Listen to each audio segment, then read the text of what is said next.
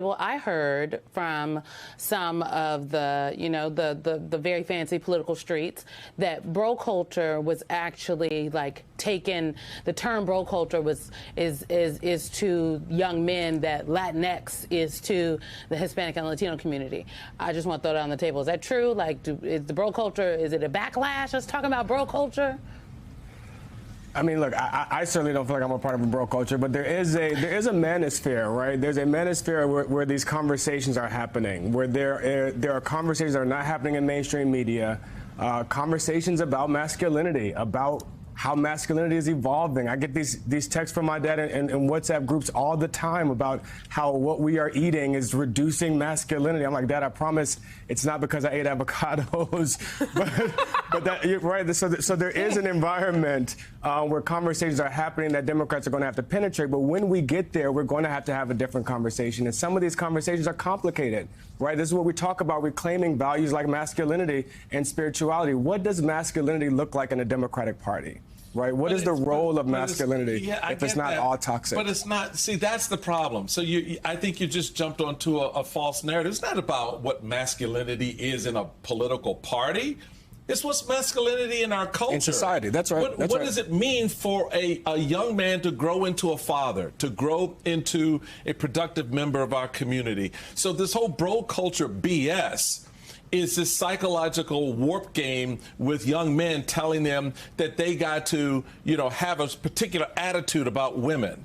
They got to look at situations, through this lens where, Josh Hawley and others, hey, we're going to shine some light on our groin and we're going to become more men. What the hell are we talking about here? One thing I found interesting in our research is we asked young men, what does it mean to be a man? Number one thing was protecting your family. Number two thing was honesty. So this is a complicated group. There's 25 million young men. I wouldn't put them all in a box. But there are young men. So they just voted for someone who is, in terms of protecting the family, is going to break up families. And in terms of being honest, hello, we're talking about Donald Trump here.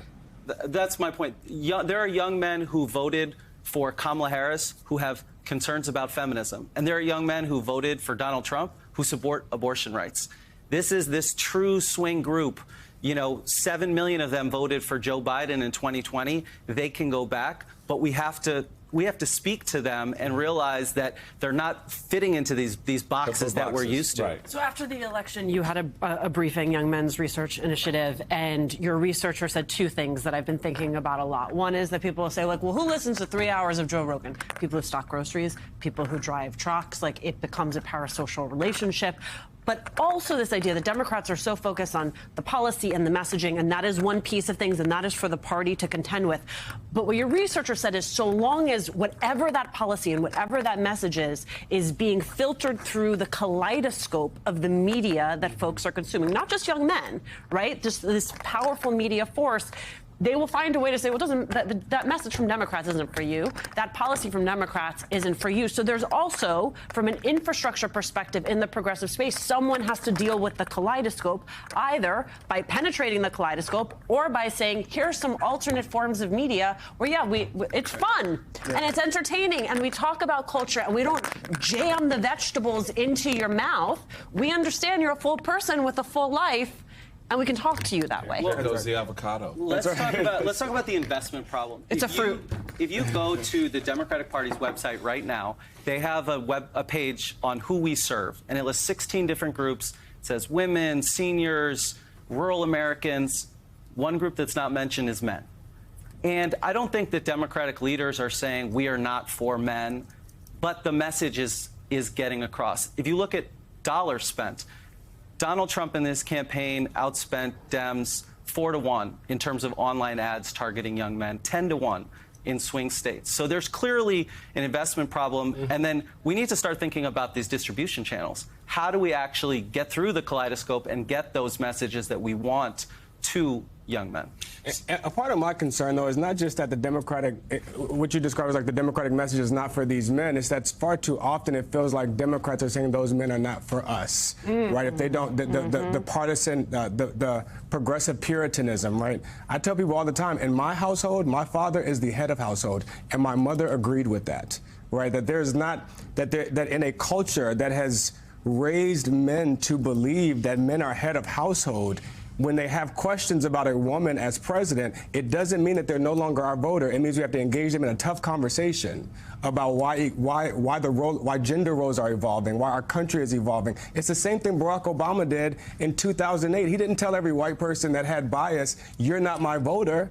He engaged them in a conversation about how his grandmother, the person he loved the most, held bias too.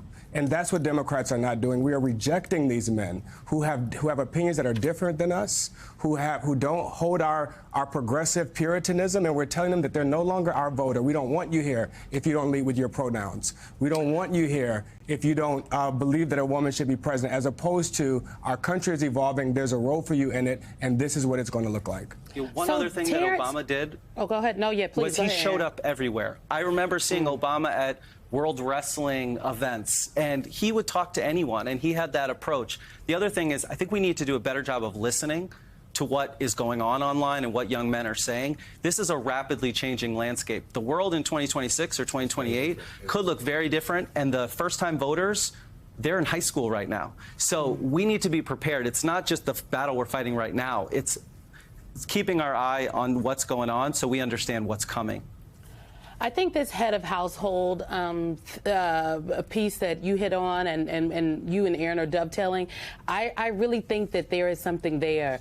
Y'all remember the weekend before the election, Governor Moore of Maryland came on our show, and he talked about, men need to stand up for their households. He said, and that is how he framed it. He framed it as, as a man, if you're the head of your household, like these are the things, that I'm talking to men about in this election.